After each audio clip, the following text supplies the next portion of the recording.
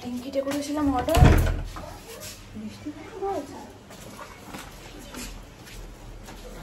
যখন অর্ডার দিই তখন বৃষ্টি পড়ে না, আর এখন বৃষ্টির কোনো ভরসাই নেই, কখন কি যে হুট করে নেমে যাবে।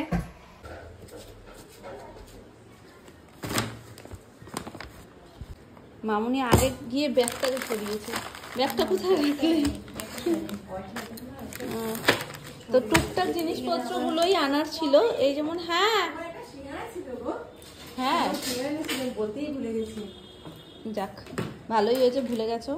এই যে পতঞ্জলির পেস্ট একটা, জিরে গুঁড়ো, আগের দিন আমরা ডিলশেয়ার থেকে যখন অর্ডার করেছিলাম জিরে গুঁড়োটা ওখানে আউট অফ স্টক ছিল, তো ওই জন্য আর ওটা দিতে পারিনি, তাই ব্লিঙ্কিটে একেবারে দিয়েছি। বড় এলাচ, লবঙ্গ, জায়ফল, জয়িত্রীটা আগের দিনের মানে যদি অর্ডার করতে তুমি পেয়ে যেতে, শুধু একটা রাতের জন্য ওটা আউট অফ স্টক হয়ে গেছে। আর এই যে স্টার এনিস বিরিয়ানি, তো এগুলো সমস্ত কিছু অর্ডার করব বলেই ভাবলাম যে কালকে নিরামিষ, তো এইটা অর্ডার করে দিই। মাশরুম খেতেও ইচ্ছা করছিল। এবার এটা একটা হলো 180 থেকে 200 গ্রাম, তো এবার কতটা কি হবে আমার টোটালি কোনো আইডিয়া ছিল না যে এতগুলো মানুষ 200 গ্রাম যদি দেয়ও, যেহেতু এখানে 180 থেকে 200 গ্রাম বলছে, তাহলেও আমাদের সবার হবে কি না, তাই আমি 2টো প্যাকেট অর্ডার করেছিলাম। এই যে এই একটা, কিন্তু এইটা একটু হালকা মানে খালি খালি লাগছে, এটা একটু ভর্তি ভর্তি লাগছে না, দেখো না, নাকি এখানের মাশরুমগুলো বড় বড় তাই জন্য, এখানে এগুলো ছোট ছোট তাই প্যাকেট করাই।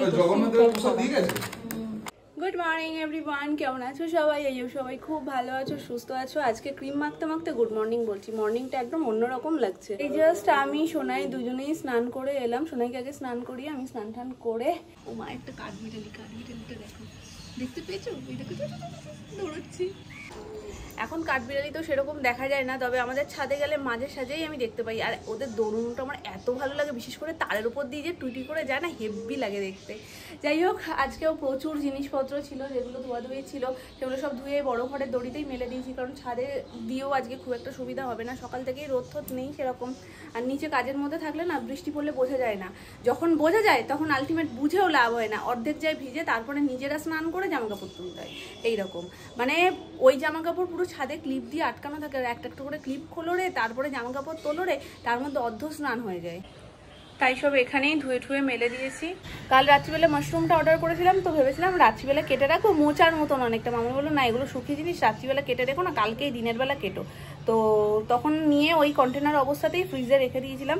দেখি আজকে গিয়ে কিভাবে কি, মাশরুম আমি কোনোদিন এর আগে ছাড়াইনি জানো তো, তো আজকে ফার্স্ট টাইম, দেখি মামুনি কীরকম বলে সেভাবে কাটবো, আর আজকে নিরামিষ করে মাশরুমটা হবে। আবার লেবু দিচ্ছে, প্রচুর হয় ওনাদের গাছে, কাকাইয়ের এক কাস্টমারের বাড়ি থেকে এরকম লেবু এনে এনে কাকাইকে দেয়, এত ভালো টেস্ট এই লেবুটার কি বলবো, জাতেরই প্রচুর, মানে রবিবার করে তো দেয়, প্রত্যেক রবিবার করে এরকম এতটা করে দেয়, এর আগে এর থেকেও বেশি দিয়েছে, আর এর গন্ধটা জানা মানে মারাত্মক লাগে, ডালের পাতে দুর্দান্ত লাগে, প্রচুর, নাকি 100, 200, 300 নাকি হয়, গাছটা কত বড় তাহলে ভাবো, আবার হবে তাহলে, বাবা এরকম একটা গাছ আমাদের বাড়িতে থাকলে কি ভালো হতো। চলো কি ফেলতে হয়, কিছুই তো এরকম একটা আবরণ, আবরণটা নিয়ে যা, এটা ওটাই বলছি আমি, ওটা দিলে না উঠলে না সব নড়াচড়া বেরিয়ে যায়, উঠবে না, তুই ছেড়ে দে, লেবু জলে ডুবিয়ে রাখো না, ধরে যেমন উঠে যাবে, তাহলে এরম করে মোছা যেরকম কাটে না, ওরকম মনে ছোট ছোট টুকরো টুকরো, এরকম না, এর মধ্যে আরো কুচি দেবো, এইটা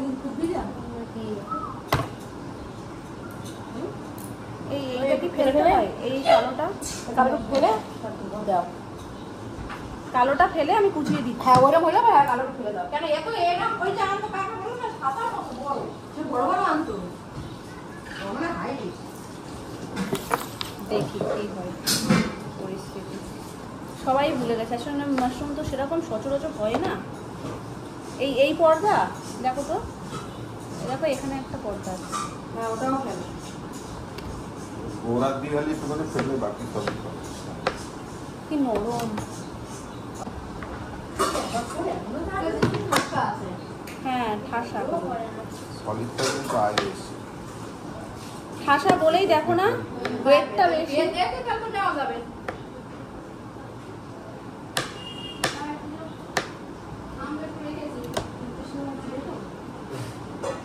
কালকে দোনো মনো করে অর্ডার করেছি জানো, একবার মামুন বলছে এখানকার জিনিস ভালো হবে কি হবে না, দোনো মনো করে তারপর মাশরুমটা অর্ডার করা। প্রথমে প্রসেসটা আমরাই ভুল করছিলাম, খুব ভালোভাবে ধুয়ে নিয়েছি, দেখো পুরো পরিষ্কার হয়ে গেছে। আমরা ভাবছিলাম কীরকমভাবে কি করবে না করবে, আগে যেহেতু একটা পর্দার মতন ছিল, শোনো আমার মনে পড়ছে যে ওটা ফেলে তারপরে করতো, একদম পরিষ্কার হয়ে যেত। তো ওই জন্য কেটে ধোয়ার থেকে কাটলে তো একদম মোচার মতন ছোটো ছোটো হয়ে যাচ্ছে, তখন ধুলে না অতটা পরিষ্কার হবে না, তাই ভালো করে 2-3 বার জল দিয়ে ধুয়ে একদম পরিষ্কার হয়ে গেছে, সাদা হয়ে গেছে। তো এবার এটাকে কুচাবো, আর ভেতরে যেই কালোটা রয়েছে এই যে ভেতরে ওই কালোটা ফেলে দেবো। তো এইভাবেই হয়তো করে, যাই হোক চলো। চিড়ে, আম আর কি দিয়েছো গো? আমল দুধ সব দিয়ে টিফিন। মিষ্টি দিয়েছ? একদম ঠিকঠাক মিষ্টি দাওনি বলে, মিষ্টি দিলে না ভাল লাগে না। আমি খাবারে চিনি দিলে আমার একদম অপছন্দ না। আমের মিষ্টিতেই হয়ে যায়। হ্যাঁ, আমি এই মিষ্টিটা অপছন্দ হয় না, ওই চিনি দিলে মুখ টক হয়ে যায়। আমার ভালোই লাগে না। এইভাবে তো কাটছি, তোমরা যদি অন্যরকমভাবে মাশরুম কাটো বা করো সেটা আমার সাথে একটু শেয়ার করো কমেন্টে, যে তোমরা কিভাবে মাশরুমটাকে রান্না করো আর কিভাবে এটার মানে কাটার নিয়ম আর কি। তো যাই হোক, যেরকম বুঝতে পারলাম সেইভাবেই কাটছি, এখন দেখা যাক কেমন হয় খেতে। এখনের এই টুকরোগুলো একদম ঠিকঠাক, নাহলে একদম মানে মিহি করে দিলে না, মানে ছোটো ছোটো টুকরো করলে গলে যাবে, ওই জন্য একটু বড় রাখছি। আর মাঝখানের এই যে কালোটা, এই যে কালো অংশটা, এটাকে ফেলে দিচ্ছি নখ দিয়ে। কালোটা মনে হয় না খায় বলে। কি হচ্ছে? গপু দাদার নাম করলে তোর কাছে চলে আসবে। গপু দাদার নাম তোমাকে আদর করবো? গপু দাদার নাম করে তুমি আমার কাছে চলে আসবে? হ্যাঁ, আমি গপু দাদার কাছে যাবো বলেছি, তাই বলছে গপু দাদার নাম করে আমি তোমার কাছে চলে আসবো। টাকা মোটে দিই না হাতে, টাকার মধ্যে কি না থাকে বলো, সেই জোর জবরদস্তি নিয়েছে টাকাটা হাতে, আর 10 টাকা নিয়ে এসছে। আমি বলছি 10 টাকার মধ্যে তুমি কি পাবে বলো? বলছি আমি এর মধ্যেই নেবো, দেখি এখন দোকানে গিয়ে 10 টাকার মধ্যে কি পায়। চল। কি এটা? লাভ বাইক। একদম ঠিক। টাকাটা দাও। তুমি যে বললে 10 টাকার, হ্যাঁ বকে তো, ওটা বড় একটা দাদা ঘুড়ি নিয়ে যাচ্ছে, তুমি ঘুড়ি ওড়াতে পারো? তুমি আবার বলো তো এটা কি কি নিলে? ডিজাইন। ডিজাইন না, এক্ষুনি কি বললে? লাভ বাইক। লাভ বাইক। লাভ বাইক নিয়ে এসছে, আর বাড়ি গিয়ে কত কথা আমি 10 টাকার মধ্যেই নেবো, কই টাকা দিয়ে নিয়ে এসছি 10 টাকার মধ্যেই নেবো। তুমি চুল না বেঁধে গেছো কিন্তু, এবার সুন্দর চুল বাঁধবে। কি? এটা লুলি আমার। লুলি না, ঘুড়ি। দেখো আমার খুলি, আমি উড়াবো। এক্ষুনি তুমি বাইরে দাদাটাকে দেখে ঘুড়ি চাইছিলে, আর আমাদের ছাদে এসেই দেখো ঘুড়িটা পড়েছে। এই ঘুড়ি সদ্য কেটে পড়েছে, একদম ঠিকঠাক। পছন্দ তোমার? একটুও ছিঁড়ে যায়নি মাম্মা ঘুড়িটা, তুমি ওড়াও। সুতোটা ধরবে না, হ্যাঁ সুতোটাই ধার, তোমার হাত কেটে যাবে। তুমি ওই লেজটা ধরেই উড়াও, হ্যাঁ ওইভাবে উড়াও। কি সুন্দর সোনার ঘুড়িটা, নতুন ঘুড়িটা হেব্বি সুন্দর হয়েছে। কত বিস্কিট টাকা দেখেছো ওর মধ্যে? দেখো বিস্কুট। হেব্বি সুন্দর তো দেখতে মামা। চেটে চেটে না, কামড়ে কামড়েই খাও, হাত লাগাবে না। ওরে বিদেশিনী রে, একেবারে কম ছিল না, এতখানি এইটুকুনি হয়ে গেছে সেদ্ধ হওয়ার পর। তো দেখি আজকে আমি করে কিরকম কি হয় না হয়। প্রথমে আলুটা ভেজে নেবো, এই দেখো এরকম কুচু কুচু আলু। হ্যাঁ যেহেতু আজকে নিরামিষ হবে ওই জন্য চিলি মাশরুম টাশরুম কিছু করছি না, একদম নর্মাল করছি। এই যে এখানে সব সেদ্ধ করে জল ঝরাতে রেখে দিয়েছি, কড়াইতে দেবো তেল।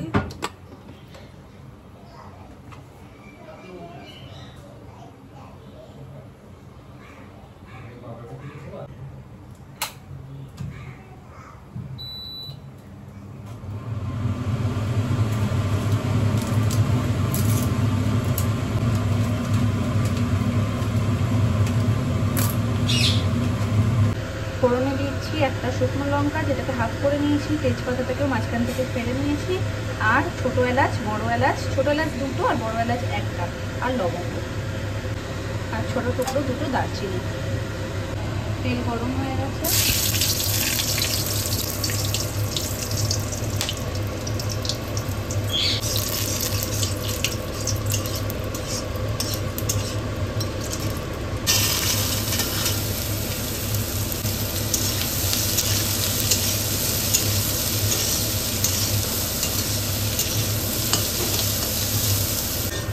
আলুগুলো এদিকে ভাজা ভাজা হয়ে এসছে, প্রায় আরেকটু হবে। আর এখানে মশলাটা রেডি, টমেটো পেস্ট আর মানে একসাথে সব কিছু দিয়েই পেস্ট করা আর কি। টমেটো, একটু আদা, লঙ্কার গুঁড়ো, জিরে গুঁড়ো, হলুদ গুঁড়ো আর ধনে গুঁড়ো সব কিছু একসাথে দেওয়া। এটাকে একটু হালকা মিশিয়ে নেব। এর মধ্যে শুধু পেঁয়াজ আর রসুনটা করবে না, বাকি পুরো মাংসের মতনই সমস্ত কিছু। মাংসে যা যা করে পেঁয়াজ রসুনটা বাদ দিয়ে এখানেও সব তাই করছে। একটু জল দিয়ে দেবো।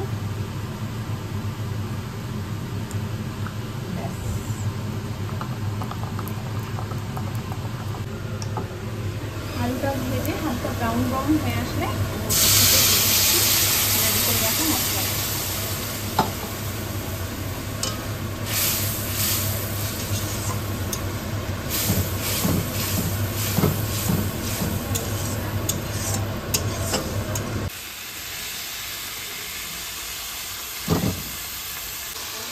আলুটা আর মশলাটা একটু কষাকষি হয়ে আসলে এর মধ্যে আমি মাশরুমটা দিয়ে ভালো করে মিশিয়ে দেবো।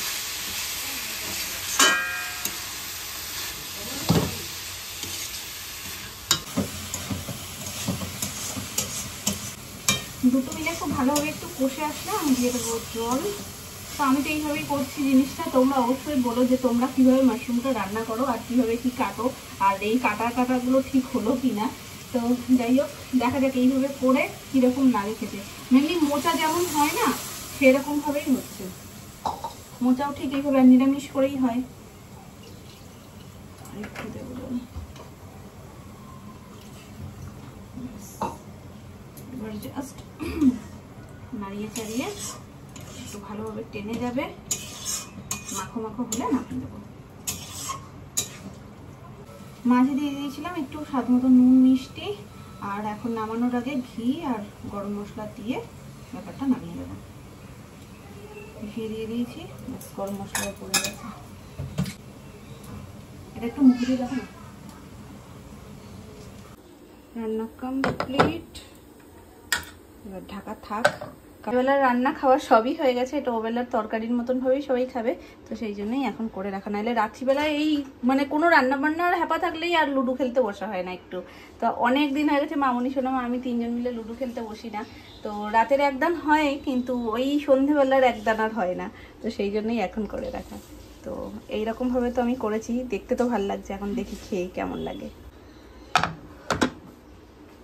যিনি জীবনে বাজারের ব্যাগটি হাতে ধরে দেখেননি, উনি আজকে মেয়ের জন্য মাছ বাজার করতে আছে, ভাবা যায়।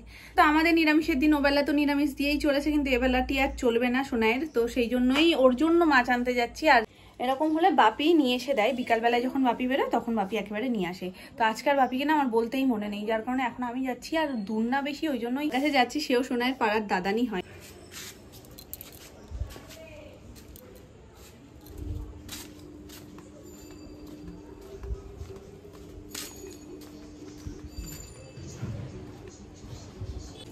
চারপাশে সব দাদানরা থেকে খুব সুবিধা হয় এইসব ক্ষেত্রে। নাতনির জন্য আলাদা করে আর চিন্তা করতে হয় না। ওঠো ওঠো, নিচে বসে বসে কেন খেলছো? ওঠো, ঠান্ডা লেগে যাবে, নিচে বসে না। শোনা কি করেছে মা উপরে? ওই যে একটা ল্যাকটো কালার মানে কিনেছিল না ক্রিমটা, ওইটা নিয়ে কিচ্ছু করবো না, একটুখানি নিয়ে কিচ্ছু করবো না। নিল, নিয়ে দিয়ে একটা খাতা এনে দাও। আমি না ওটা ঘরে না, ওটা দাদানের ওষুধ। কে শোনে কার কথা?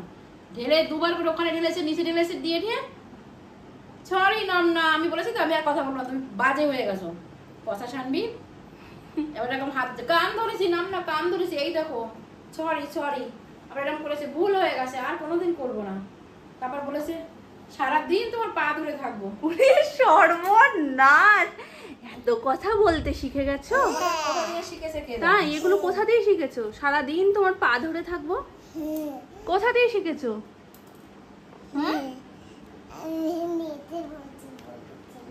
ও নিচে বলতে বলেছিল, কিচ্ছু জানে না, কিচ্ছু জানে না বাচ্চাটা।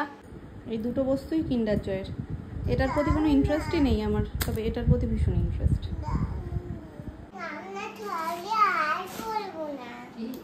আর আমি এসে দাঁড়ানো মাত্রই আমাকে বলছে মাম্মা আমার ভুল হয়ে গেছে, মানে আগে থেকেই সারেন্ডার করে যাতে নাম না কিছু বলার পর আমি রিয়াকশন না দিই। হ্যাঁ মা খুব সুন্দর, দেখো বুদ্ধি করে আটকেছে কিন্তু, দেখো বুদ্ধি তো ঘটা ভর্তি। এত আনন্দ হচ্ছে আজকে মাছের সাথে মাছের তেল পেয়েছি। সোনাইয়ের মাছটা আনতে গেছিলাম তখন বললাম, তো তখন তো বললো যে মাছটা একটু পরে নাও, তাহলে মোটা মাছটা কাটবো। কেটে আমাকে খবর পাঠিয়েছিল, নিতে গেছিলাম তখন দেখি কি তেলটাও রয়েছে। আমি বহুদিন ধরে না মাছের তেল করে যাচ্ছি, আমি বলেও এসেছি মাছের তেল থাকলে আমার জন্য রেখে দেবে।